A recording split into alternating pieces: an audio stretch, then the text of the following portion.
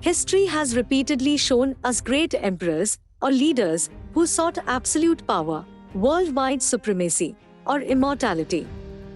The attempts of these people to accomplish their goals have almost always left us with incredible archaeological discoveries. Some have built pyramids to ensure their easy passage to the afterlife, and some built mausolea for kings who died to make them become god kings.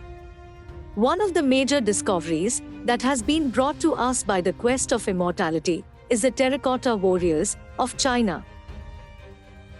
The young emperor, Ying came to power at the age of 13 in 221 BC.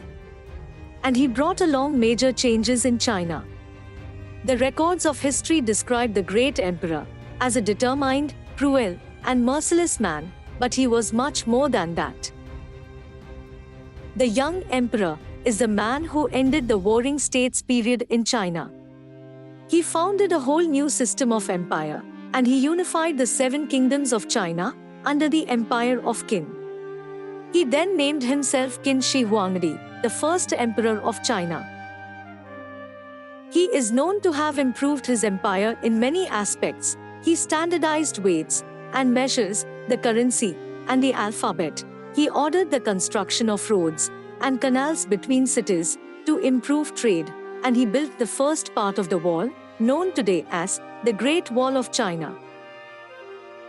However, one of the first actions Qin Shi Huangdi took was to start the construction of a gigantic tomb where he would rest in the afterlife. The knowledge about this huge tomb comes from the records of the great historian, written by the grand historian of the Han Dynasty of China, Sima Qian. Thanks to this work, historians and archaeologists were aware of the fact that the great emperor of Qin was resting in a majestic tomb near today's Xianyang, and that his tomb was built like a smaller replica of the world he lived in. Sima Qian described the tomb in detail.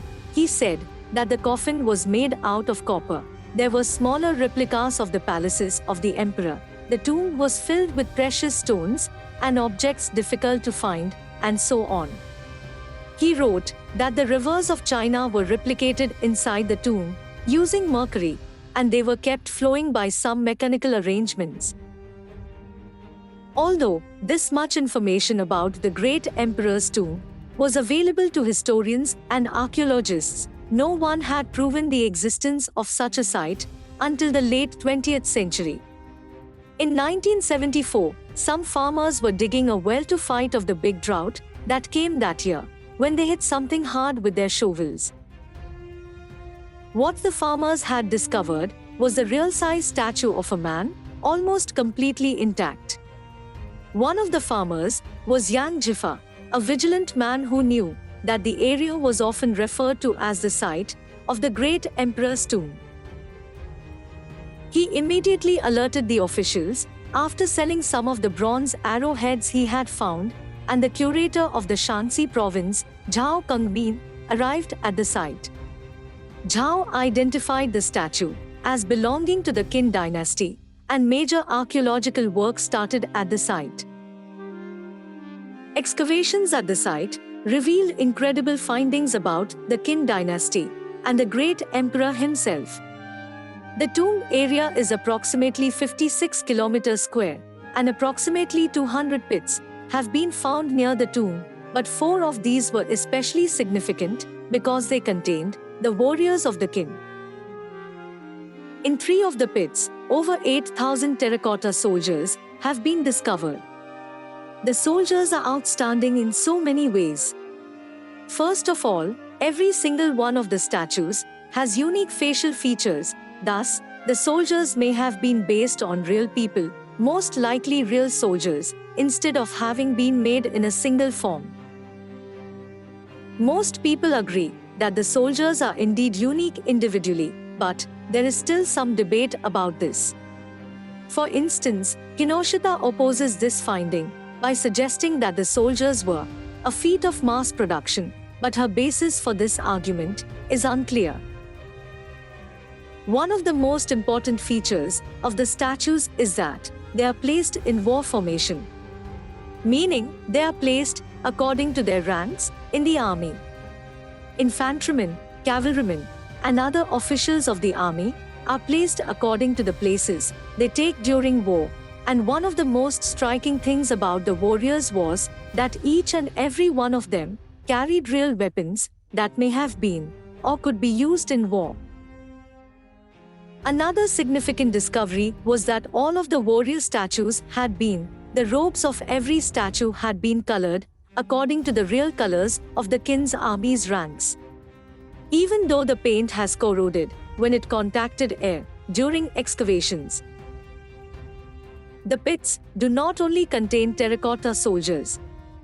There are a variety of terracotta figures in different pits, including horses, sets of armor, acrobats, and musicians, as well as bronze chariots drawn by horses, and bronze animal figures including swans and geese. These are believed to be in the pits to entertain the emperor in the afterlife. Different historians wrote that it took around 700,000 laborers and 38 to 39 years to complete the construction of the terracotta warriors, and the statues were built with extreme detail and care. This fact alone shows how important his army was for the great emperor, even in the afterlife. Qin Shi Huangdi united the 7 states of China with the help of this army, and he kept peace in his empire by using the force of this army. Thus, it was his greatest strength. It is considered natural that he wanted to take his army with him to the afterlife, because according to Chinese tradition, one's rank in this world continues in the afterlife, so the great emperor needed an army and a world to rule over when he died. Today, the site where the terracotta warriors rest is turned into a museum, and it is actively visited. The site received UNESCO World Heritage status in 1987, and excavations continue even today. Although most of the tomb complex has been excavated, there are still many things awaiting to be discovered, most importantly, the tomb of the emperor itself. Chinese officials are holding back the excavation of the tomb because preservation methods are not yet sufficient to protect the contents of the tomb. Different remote sensing technologies are being used to map the tomb complex and to get an understanding of the contents. Nevertheless, it does not seem like we will see the inside of the great emperor's tomb anytime soon.